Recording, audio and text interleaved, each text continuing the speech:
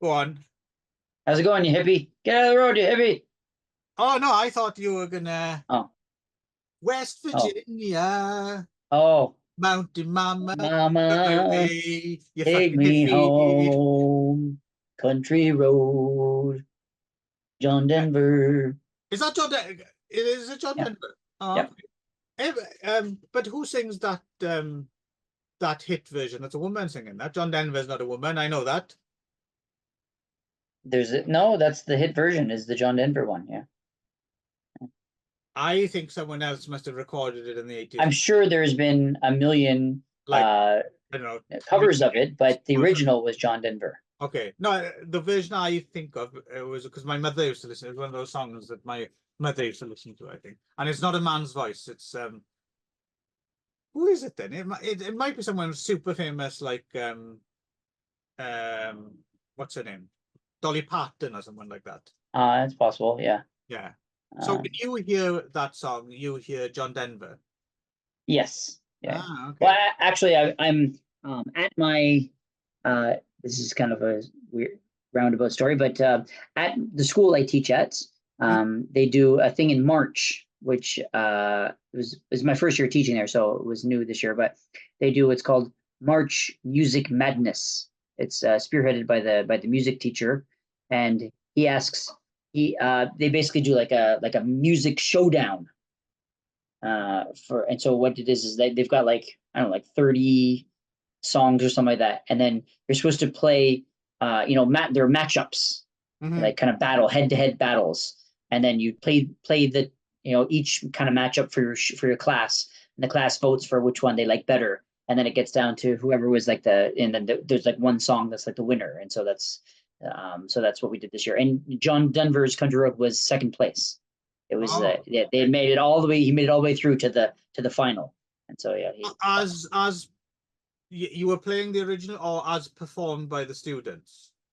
no, playing the original, and then the kids Oh, listen, and then they I see. vote on which one they like I better. see. Oh, okay. Well done, John Denver in 2024. So what was number one, of course, is the big question.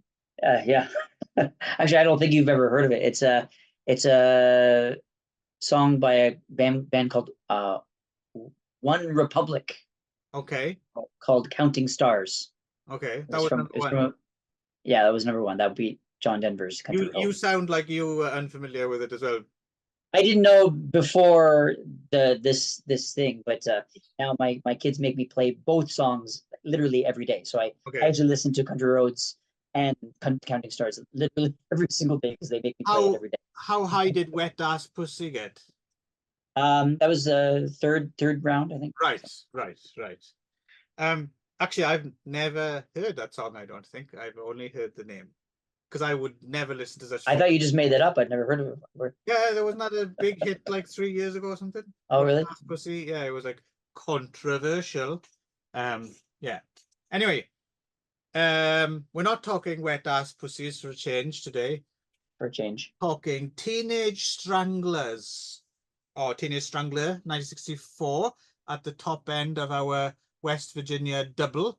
And I think because I accidentally fucked up, we watched the wrong film for the wrong show. But I think when we finish talking Teenage Strangler, I think we're talking Chillers. But let's wait and see. So, Teenage Strangler 64, directed by someone called Ben Parker, and the name Bill Posner. And yes, so I thought there might have been a chance you might have seen this film before because it was a Mystery Science Theater 3000 favorite back in the day. So it's interesting that you mentioned that because I had never seen that. I actually, to be honest, I've never actually seen Mystery Science Theater 3000. Okay, Um, okay. yeah, I only know of it, of course, and people talk about it. So actually, that's what I wanted to talk about. What was what I was going to talk about. So I watched this movie, Teenage Yeah, Strangler, and actually, my son watched most of it with me as well. okay. Uh, yeah, and because it's not like there's anything remotely inappropriate to speak of in this movie, pretty It's much. fairly Yeah, wholesome. yeah, I guess. So, and then at the end, I was looking on IMDb, and it said that there was a Mystery Science Theater 3000 Yeah. episode with this movie. And I was like, oh, well, maybe I'll go watch that for the first time. And I've never seen Mystery Science Theater 3000. I've always got meant to watch it, but I've just never really gotten around to watching it. So, oh, this would be a good example, a good opportunity to introduce myself to that as well, right? So I had to download the whole season. I found out what season it was in because you can't download one episode. So I downloaded the whole season, which was a lot, and found this and started watching it. And I got about 10 minutes in and I was like, this is fucking shit. I don't know why it's so popular because it was not funny at all. Well, I'm in your camp. I've never I was like, what is the whole thing about this fucking Mr. Science? I was like, everyone goes on and on and on about Mr. I was like, these guys are fucking not funny at all. Like, what am I even watching here? It was not clever. It was just like, I salute you. God bless. I thought I was going to go the other way. I was like, what is happening? Like, and this was, of course, after on our other show, we had just finished watching like a movie that Fish Called Wanda, where we had, I had grown up thinking that it was so funny, and then it was not that funny when I watched it. I was like, what's going on to me? Am I just losing my sense of humor? Like everything that's supposed to have been funny, 20 years ago, 30 years ago, now isn't funny anymore. What's going on? Is it me? What's going on? Because, and I was like, I couldn't even understand what was supposed to be funny about it. And I was like, why did this go on for 11 years? The evil Dr. Dakata has fired an anti-humor ray at the Earth or something like that. I was like, what is happening? Anyway, I think the funniest thing was like in that scene where the policeman comes over to talk to the parents in their living room. The policeman goes to sit down on the chair, and they made farting noises as the guy sat down on the chair, and I was like, there we go. That's the extent of the comedy. And I was like, I'm not watching this whole movie again just for these that was even the funniest thing. Like the other stuff was like they were just random. What is happening? So anyway, really I was disillusioned twice. It's really quite pathetic when you actually get down to watching them. I mean, it's just I'm also as equally amazed the fandom that I mean, even people who otherwise have pretty good taste, like Nick, our friend Nick, loves Mr. Science. I've been telling him off for years. And I thought, well, maybe this was just not a particularly good episode. But you're saying that this was a fan favorite. This one. Apparently, so this was like one of the ones that. So apparently, the actor who plays Mikey, the younger brother, turned up to do like one of the very first Mystery Science Theater 3000 like fan convention things. And yeah, so this is considered like in the pantheon, the highlight of Mystery Science Theater. Okay, and it's and I suppose it's possible that if I just stuck with it, it might have gotten better, but I didn't get the impression it would. So no, you're quite right, and yes, I'm proud of you, Ron.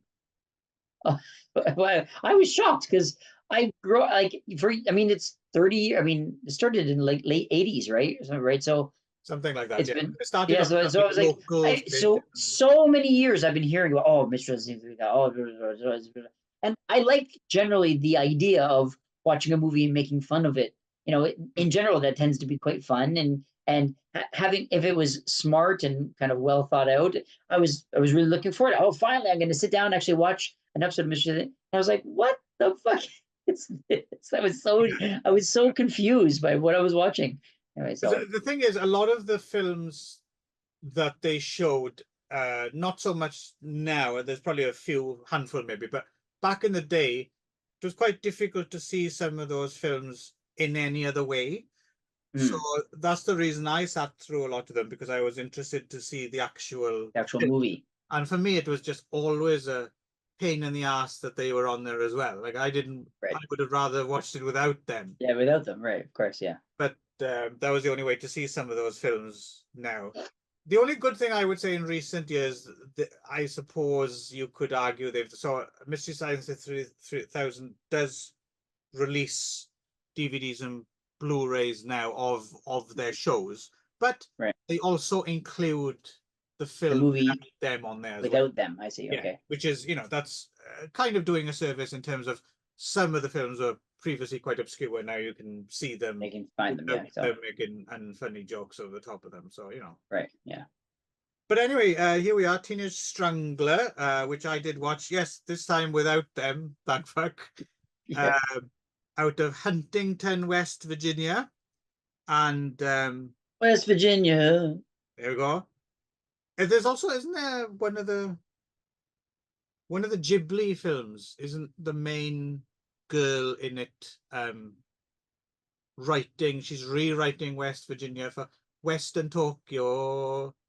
She what's the one with the cat? It's not the Miyazaki one. It's one of the non-Miyazaki one. The cat, The Kiki's Delivery Service. not Kiki's Delivery Service. No, it's another one with another cat. It's like a cat with a top hat and a cane or something. Can't remember what it's called. I was gonna say the cat who loved me, but it's not the cat who loved. It's the cat something or other. The cat who shagged me. Yeah. Anyway, so yeah, and so someone's strangling teenage girls, it seems, with stockings. And But there was one thing that they did say, Mr. Science Theater, which actually echoed my own idea, which something that I'd actually a joke that I had made watching with my son, which is that is it a teenager strangling people, or is it a person strangling teenagers, or is it a teenager strangling other teenagers? That was unclear until you got to the end. right. Just as hilarious as when they did it. Yeah. So I am there. So there's someone strangling women with stockings and putting little lipstick marks on their forehead, I guess. Prime suspect, Jimmy, who's one who looks a little older than teenage to my all of the teenagers are like probably in their mid-30s.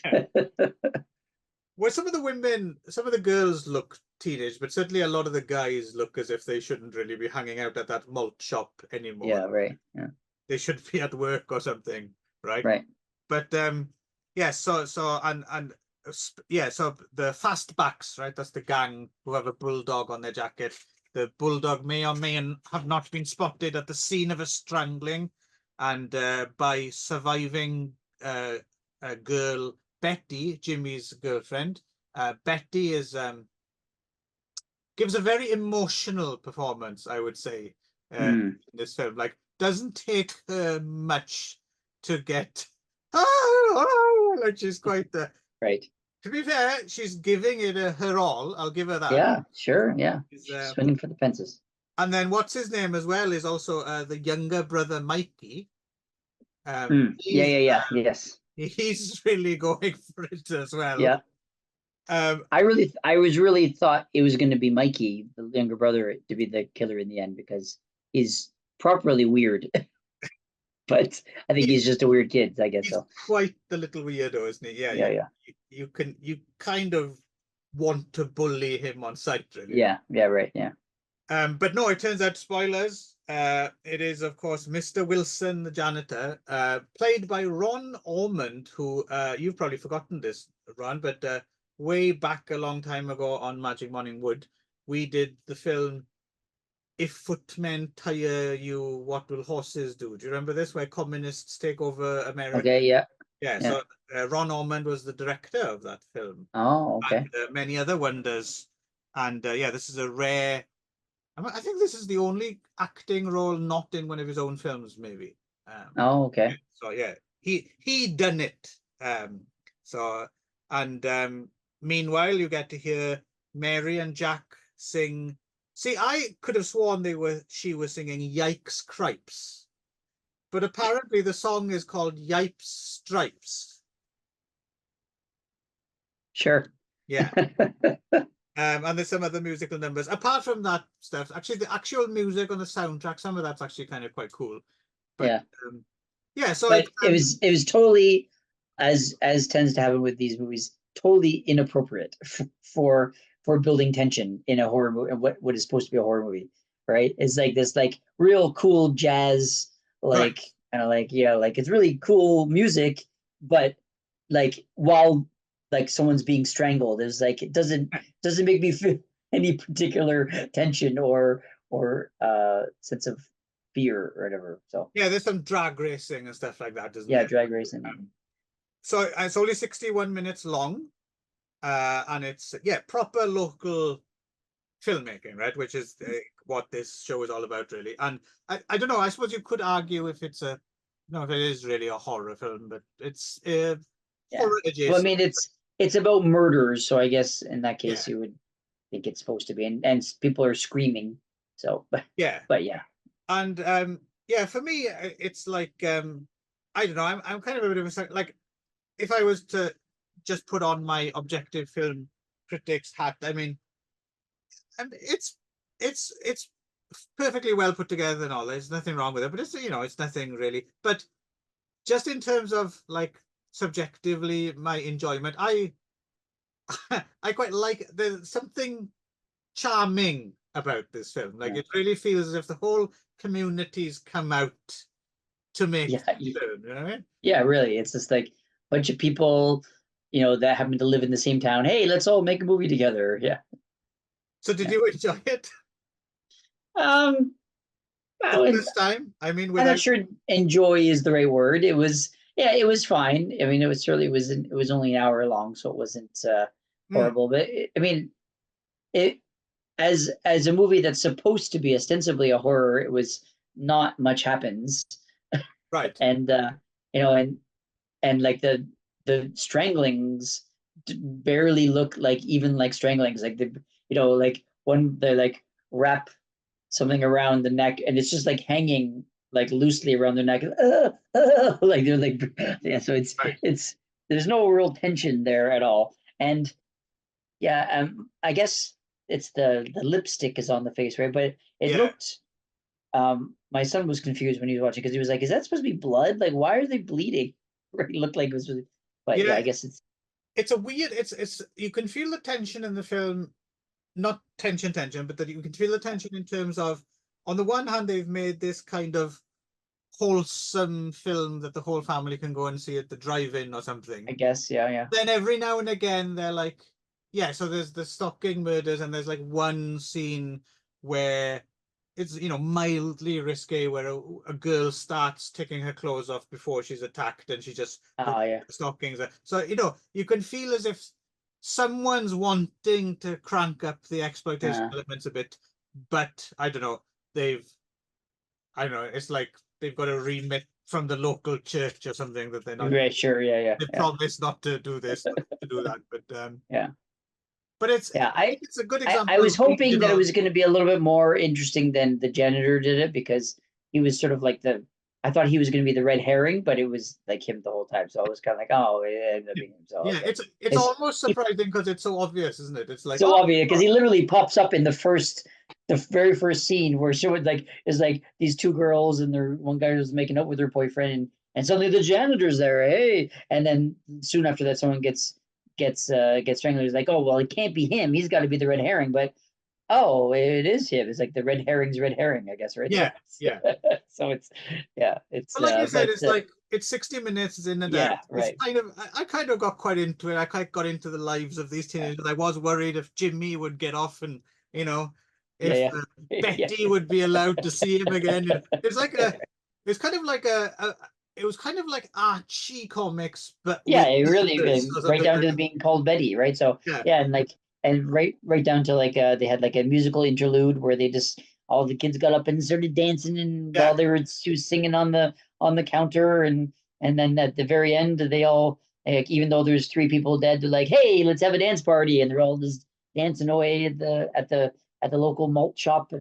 Yeah, It's I hadn't really thought about it until mentioning it now, but yes, it is. I'm wondering if actually Archie comics might have been a is direct like some influence. yeah a director yeah it's kind of yeah it felt like that kind of yeah kind of world at least so yeah And there's but yeah something I don't know. There's something a little bit.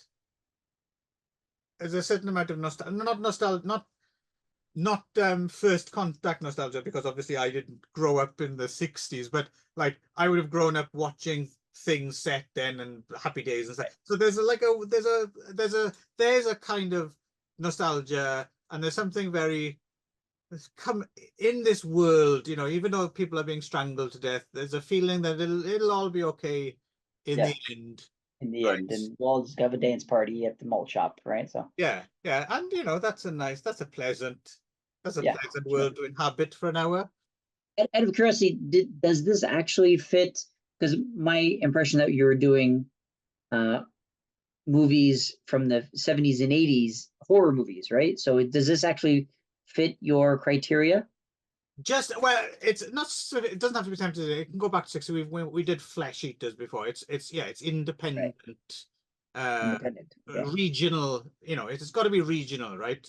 Apart right, from those few times where we couldn't find one and we had right, to do Pet Tamatahari or something like that. But yeah, no, I think it does. Apart from the horror bit, it's a bit of a cheat, but that's fine. It's right. our rules, right? So yeah, Sure. Okay. okay. Yeah. Anyway, yeah. West Virginia. Jimmy got off. Strangling He was the women. janitor who Betty's strangled teenagers. very upset. Chillers. So we come to the second half of our West Virginia double bill. West Virginia. Mountain Mama. I knew you could Take do me this. home. Chillers. Yes. There we go. Nicely done. Yeah, Chillers, the 1987 anthology film out of, I think, South Charlotte, West Virginia, specifically. Written by Daniel Boyd, who also went on to do Invasion of the Space Preachers a few years later. Trauma put this out there. And I think Daniel Boyd was a professor of something or other at an university, right? So I think this counts maybe as a bit of a student. I'm sure he would have got people involved to help him make it, right? You can tell it has a slight, like, it's not necessarily that it has great production values, but you can tell it has at least like, oh, we can film here, or we have permission to film. It had set pieces. Yeah, and there's Yeah. a swimming pool, and there's the interior of a classroom and stuff like that. And a bus station and stuff. Yeah, yeah.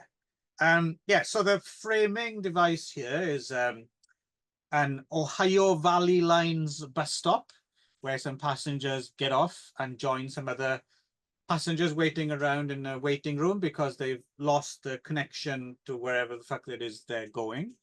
So there's a haughty professor, and there's a young woman, there's an older woman, there's a dude, and there's a little kid, all by himself, going somewhere or other, and they all basically tell each. Well, it's not even ghost stories. They recount nightmares that they've just had. So this happens because there's the one girl on the couch there sleeping, and she's suddenly she wakes up, and after we see her nightmare, and then other people go, oh, that's weird, I also had this nightmare, and they all go around in a circle and they tell of their nightmares, right? Right. So yeah, so this is an interesting one. I mean, it's I don't know how you felt about this. Like I quite it's not great. It's variable for sure, but I felt like they kind of went out of their way to avoid cliche. Like none of the stories quite go the way you think they're going to go, and they take it relatively seriously, but also it does have a kind of knowing sense of humor, right? And there's some bits in this I thought like, oh, this is not exactly scary, but it's because it's a little bit weird and offbeat and I don't quite know where it's going. It's kind of creepy now and again. There's a few bits I could say that are creepy.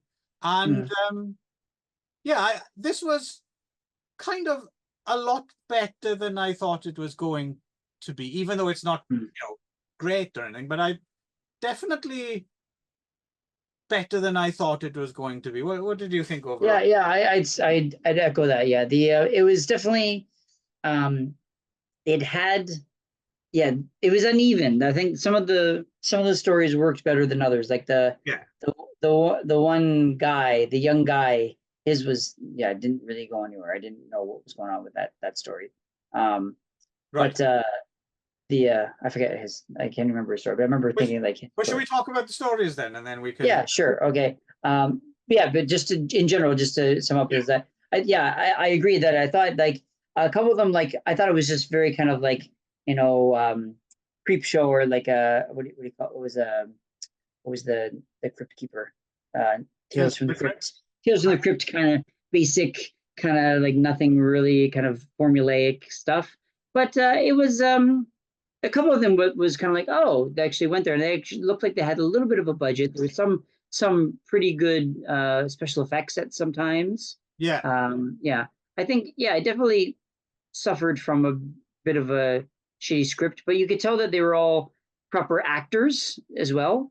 Right. Not all of Right. them, but some of them you could tell that they were taking it seriously, rather than just sort of like, just someone off the street or someone's friend, filling in a spot, whatever. It wasn't. They were all like acting, right? So Yeah. there had that going for it, right? And and as I said, it had some proper set pieces, and yeah, it had some good ideas there. And there's a couple of things, like you were mentioning at the one moment I wanted to mention was right at the very beginning, when the bus pulls up and they all get off the bus, and the bus pulls away, and like the three people who just got off the bus, they just stand there and stare for like a good 10 seconds or so, and then they kind of come to life and then go. And it was really like not what you expect. You expect them to just shuffle into the thing. So just having that kind of like moment was kind of like, oh, it's interesting. And I kind of was, it raised my piqued my interest a little bit. Like, oh, this person who's doing it, Daniel Boyd,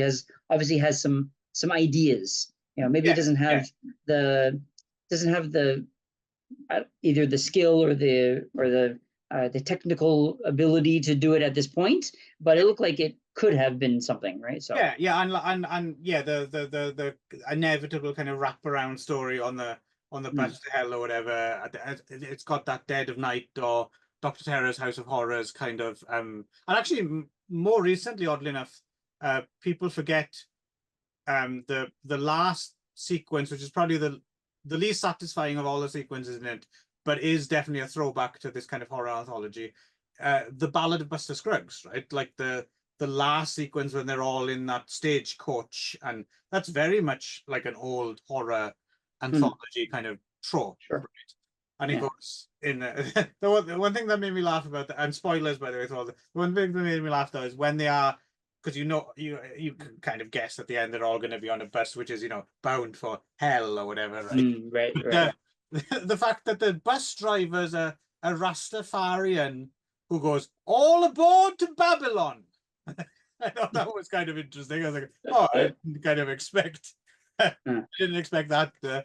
But yeah, so we have so we begin with the girl who is kind of swimming at the college swimming pool and bumps into this handsome guy who's like helping her with her turns and trying to convince her to overcome her fear of diving, stuff like that, right? And yeah, again, spoilers, turns out he's Billy Waters. He's like a guy who died. He's been dead for 5 years. Yes, and because he died diving, right? And he's got a big split in his head. And I have to admit, the first time he kind of appears with the split in his head and his, I thought, oh, that's actually kind of quite creepy. I thought that was quite creepy when he first turned up, but then it goes weirdly comedic, right?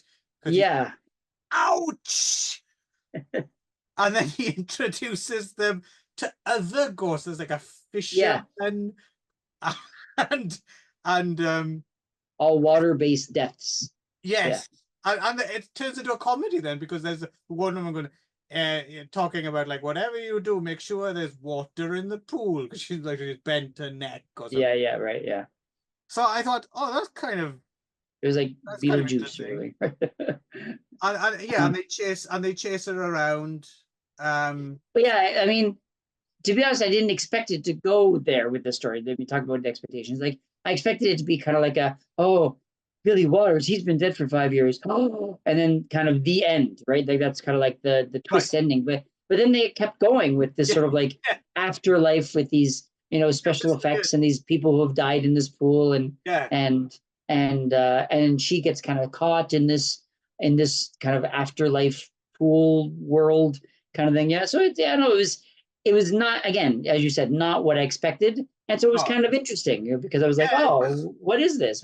Even though it's kind of went horror comedy a little bit, I was kind of like, oh, this Yeah. is not expected. Yeah. So It was yeah, weird. It's like it suddenly jumped from like original Nightmare on Elm Street to like Elm Street 4 or something, right? It was like right. that kind of, and it actually genuinely made me laugh. There's like the one character, and his bit of advice is he says something, let me tell you, never fall into a pool when using an electric drill. And that turns out that's yeah, and they chase her around and they take her into the showers and they're all like, and they're, Yeah, yeah, what? yeah. Unsettlingly weird. Like, Yeah. Like I wasn't really sure what they were trying to do. Like, no, did they want her to join them, or like, and also like, if these people are ghosts and are trapped here because they died in this pool, are they just trying to scare each other all the time? Like who are they supposed to be scaring? I mean, like, I yeah. mean, so it was a little bit of a like a I didn't get the idea, but it was different, right? Yeah, So it caught me yeah, off guard. After the end, I was like, okay, I sat up in my seat a little bit because I'm like, okay, I don't quite know where this is going now. yeah. And also I think um what's clever in a way is their get out of free card with all these stories is that they're nightmares and people Yeah. always wake up. So they never even have to bother But really. are they? Yeah, they don't ever have to really wrap them up properly, right? They Sure. just have to Yeah. get to the main punch. So, case in point, the next one, which is these kids go off on like a pioneering camp Yeah. It's like a expedition. scout Yeah, trip. Yeah. yeah, and they meet like a menacing hunter, and that's the setup that it's, one of the kids mentions deliverance, and they're always making fun of their teacher, like, what a dipshit, and Mm, stuff like that. And of course, the thing is, oh, the teacher is actually a psychopath, and mm, and the big gag is that he gets caught in a trap and they think they got away, but he chews his own hand off to mm, escape. And that is, and literally when you see that, that's it. The kid wakes up, and so they don't have to mm. bother. Sure. Yeah. So again, with this sequence, I thought this was a slightly weak sequence, Mm. but it's so quick, and by the time and the surprise, oh, that's not bad, and then boom, and it's finished, and you're on to the next one. So it's like, oh, okay, film, you still kind of have me, right? I'm not Sure. Yeah. yet. Yeah, and I thought it was I mean, yeah, again, it had a bit of a twist ending. Like they set up like this creepy old man, like the got out kind of guy, but then ended up being like it was the guy who brought them there in the first place, which is not far-fetched considering like scout masters tend to be kind of priests in temperament, I guess, right? But yeah, but yeah, it was. I think the one that made this a little weaker was the performance of the kids because they weren't as strong actors, and also the scoutmaster, the leader, he also went a little bit too comical as well. Same kind of ideas. Like he was not just psychopath, but he was like this like raving lunatic, like drooling kind of guy, right? It was like Again, it's the Elm Street sequel kind of sure, thing. yeah, right, yeah.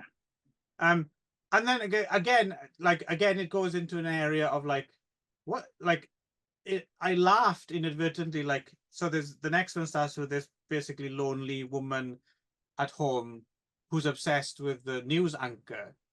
Uh, Yes. I love you, newsman. And that made me laugh. But then it immediately put me on unease because I'm like, hang on now, that's just weird. And she Yeah. calls up the newsman and then tries to get a date with him, but she kind of hangs up, embarrassed after giving her name. And he finds out where she lives, and he comes over, and they go to bed and everything. Okay, and then it turns into a vampire Yeah, story. and then suddenly it turns out he's a vampire the whole time, and she's also got this like sister vampire or Yeah, something that who that kills the is like a pizza man? like yeah eats the man is like yeah so and then they basically look like they are kind of feeding off of her for a while, Yes, like they're kind of like camping out in her apartment and now feeding using yeah, her as like a food source, and so finally she escapes or whatever, and then they go back yeah. and he The becomes sister dances to punk music for a while, and then a yeah. policeman or like a ranger turns up and says, "We're looking for this pizza guy." And then your music is awful loud. Let's take a look. And then they all stop. And then yeah, she's killed him with a hairbrush through the heart instead of a stake Uh, through the heart.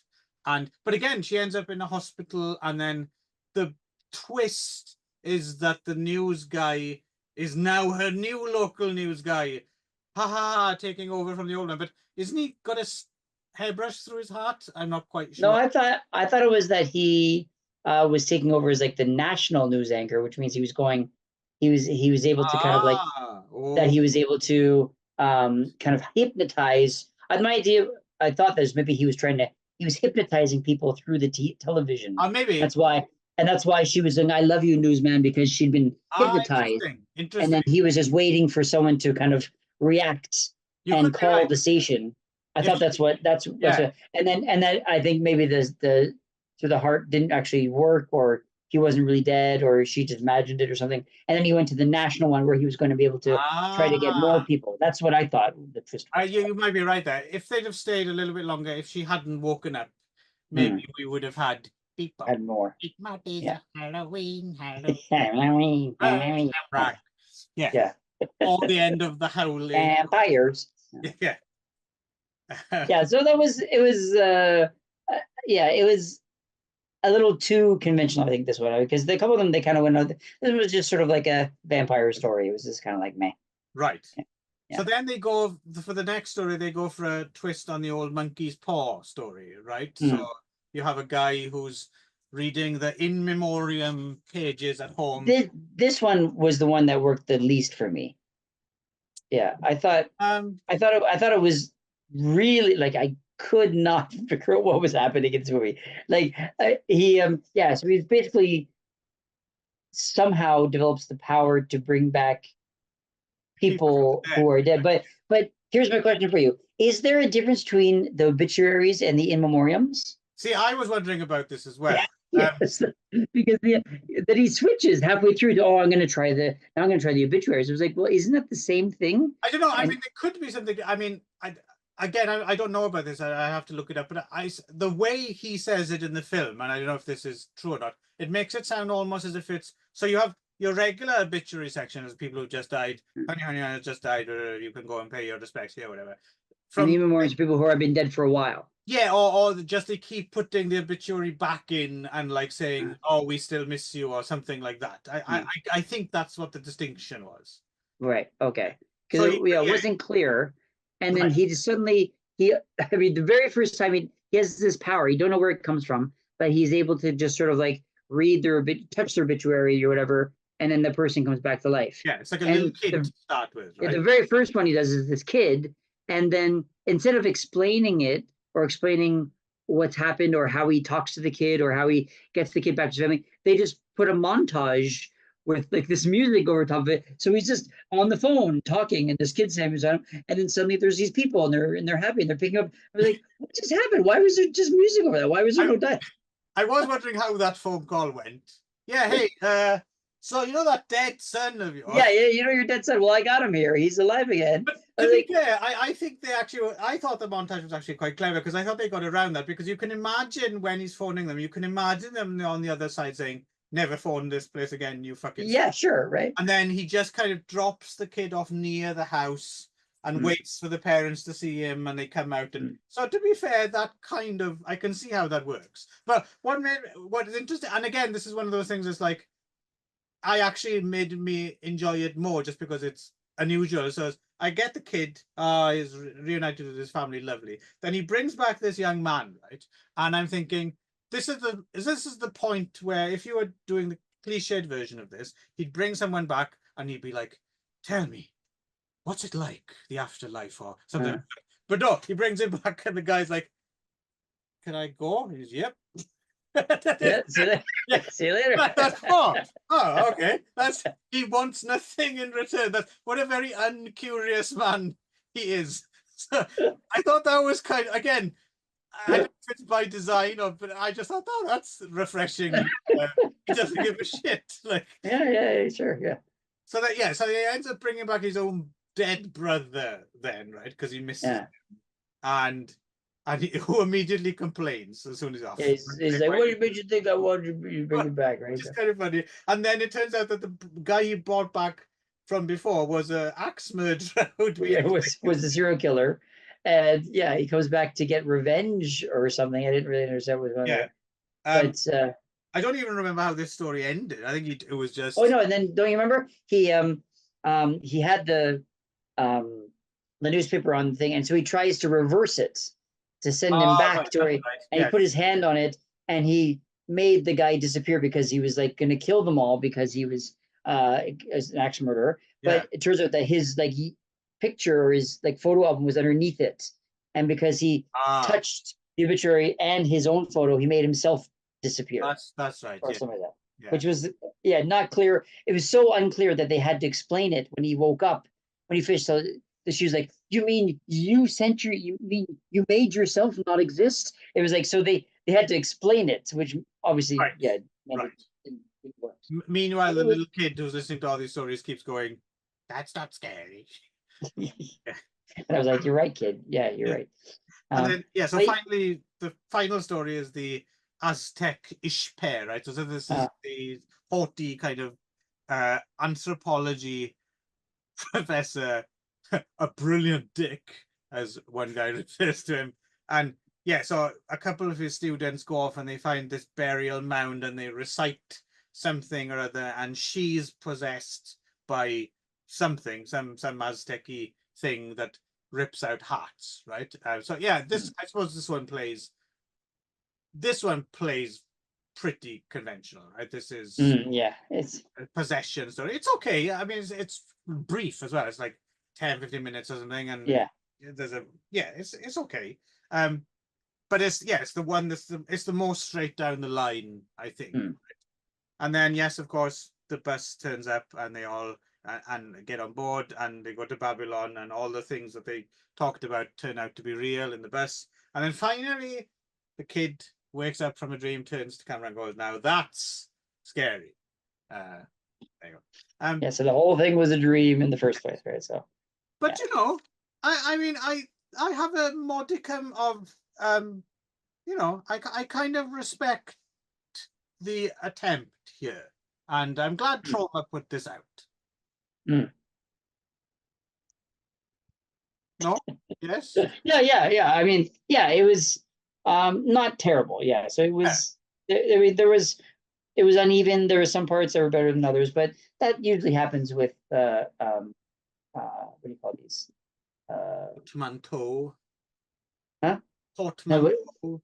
No, when you put like the I always forget this one. When you put the many stories all put together.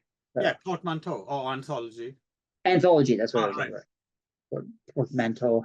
How posh of you. No. Anthology series. Yeah. So with anthologies, they tend to be a little bit uneven. So which it kind of was. But all in all, I mean, I could see that this guy probably was like a short story horror writer, that he decided to like take his short stories and try to film them into like a thing, right? So and good for him, So I mean, I think this fits quite well right in the pocket of what you're looking for with these movies, right? This kind of 80s independent movies from Virginia, right? So I think as well, it also benefits from, like, I can imagine me having less patience with it, or just kind of being a bit more snotty about it had I seen it when it freshly came out on video, which I'm guessing was probably a few years after, like maybe 1990, 91, something like that. Trauma eventually put it out. It would have come out, I would have rented it, and I would have been a lot less sympathetic. But now it has a certain kind of time capsule charm to it, which makes it kind of more interesting, right? Sure. Yeah, and good for him for not doing too cliche, because it really could have been very cliche. Right? Yes, I think that is the saving grace a little bit, is the fact that it doesn't quite follow, so therefore it kind of just puts you slightly off balance, right? Which is and it's a little bit of goodwill towards it. So because I really do think that's an element sometimes of horror people tend to forget about. People talk about whether something's scary or not, but there's also the fact that if you just put someone off balance a little bit and wrong foot them, that does a lot for horror, I think, because obviously a lot of more you could argue even all of horror, the thing about horror is that it's the horror of the unknown, right? Like, you don't know what's going to happen. So if something's got you slightly just even if you're kind of half laughing at it, the fact that you don't quite know what's going to happen I think that there's, even if it doesn't go full over into scary, it Mm. gets you some way into the mood of the uncanny and stuff, which I think sometimes people forget they forget the uncanny element of horror. Like they just go straight, so they try to be scary, or but they Jump forget, scares and stuff. yeah, there has to be an element of the, for me at least, I like horror that has an element of the weird. Like that's kind of puts it into, that's really important ingredient, I think. And this Yeah. does have, it does have some weird in it. So yeah. Yeah. So good for them. Yeah, it was not a loss this time. So it was Right. not bad. Yeah. Okay, let me just check here quickly, Ron, before we go. I'm going to have a look where our next destination is. Can you guess where we go next from West Virginia? How is your geography? Virginia? Well, we came from there. Oh, we did Virginia, right? Yeah. Where's next? Yeah. I'll give you a clue. Give me the first letter. Delaware? I'll give you a clue. It's round on the ends and high in the middle. Round on the ends and high in the middle. It is, of course, Ohio. Ah, round on the ends and high in the middle. Oh, okay, got it. Have you not heard that one before? Ohio. There we go. We can do hilarious Ohio gozaimasu jokes next episode. Something to look forward to. I think we'll all agree. Right. Is Ohio technically the Midwest? Are we moving into the Midwest now? I think it's Midwest. Yeah. Okay. All right. Well, see you then. Until then, now that's scary. That is scary.